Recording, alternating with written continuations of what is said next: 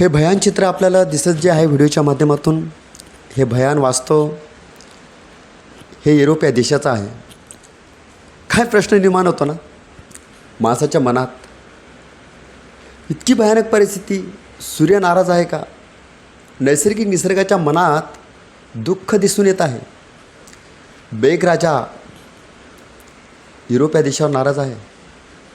हा प्रश्न निर्माण होतो, हा प्रश्न थैमान मांडतो. आज खरं पाहिलं गरमीच्या ज्वाला ज्या पद्धतीने ज्या व्हिडिओच्या माध्यमातून तुम्हाला दिसत आहेत, या व्हिडिओच्या माध्यमातून या देशात दिसत आहेत, आज खरं पाहिलं तर याला कारणीभूत काय आहे? वैज्ञानिक विज्ञानाचं साम्राज्य. वैज्ञानिक विज्ञानाच्या साम्राज्यातून हा देश आपण बदलला पाहिजे, उत्कृष्ट साधला पाहिजे, प्रगती स्वरूपातून एकत्र अग्रेसर झाला पाहिजे. हे त्याच्या पाठीमागचं कारण आहे. एकीकडे उत्कृष्ट प्रगती साधत असताना एकीकडे तुम्ही जर नैसर्गिक निसर्गाशी छेड करत असाल तर त्याचा दुष्परिणाम तर होणारच नाही. हा दुष्परिणाम ही संकटाची चादर भारत देशावर सुद्धा येऊ शकते. धर्म कुंभमेळा या माध्यमातून आपण सुद्धा झाडाची कत्तल करतो. युरोपनं तर 5 करोड झाडं वर्षाला तोडलेत. ते चित्र आपल्या देशामध्ये सुद्धा येऊ शकतं ना.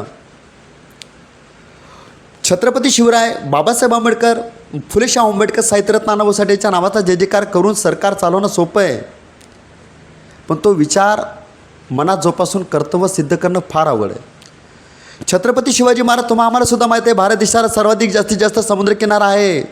या समुद्र मार्गाने शत्रू सैन्य येऊन हे देशाला धोका देण्याची शक्यता टाळता येत नाही. छत्रपती शिवाजी महाराजांना शिवाजीराजाच्या काळात कळून चुकलं होतं, पण शिवाजीराजाची चेतावणी लक्षात येण्यासाठी आम्हाला कसाबची वाट पाहावी लागली. ही छत्रपती शिवरायांचं दुर्दैव आहे.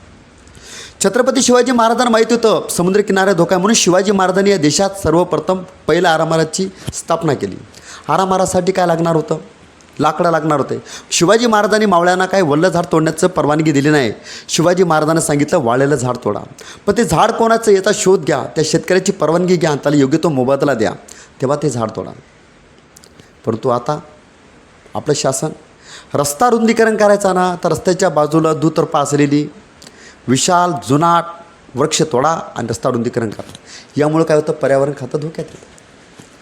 म्हणून या ठिकाणी या व्हिडिओच्या माध्यमातून संदेश द्यायचा आहे, फक्त महामानवाच्या नावाचा जयजयकार करणं सोपं आहे, पण तो जयजयकार, तो विचार, म्हणजे तो विचार मनात जोपासून हे शासन चालवणं फार अवघड आहे. म्हणून या पर्यावरण रक्षण करायचं असेल तर छत्रपती शिवरायांचा इतिहास शासनाने नजरेसमोर ठेवणं ही तितकं महत्त्वाचं वाटतं. हा तरी या व्हिडिओच्या माध्यमातून मेसेज द्यावासा वाटतो. धन्यवाद.